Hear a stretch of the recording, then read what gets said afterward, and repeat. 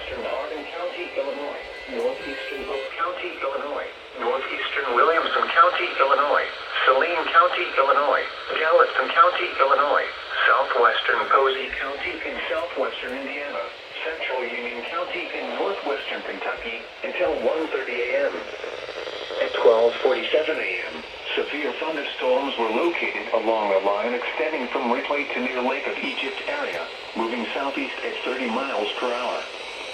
Expected hazards include 60 miles per hour wind gusts and quarter-size hail. This is a radar-indicated threat. The following impacts are expected. Hail damage to vehicles is expected.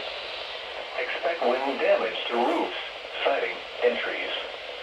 Locations impacted include Marion, Harrisburg, El Dorado, Morganfield, Shawneetown, Breckenridge Center, Uniontown.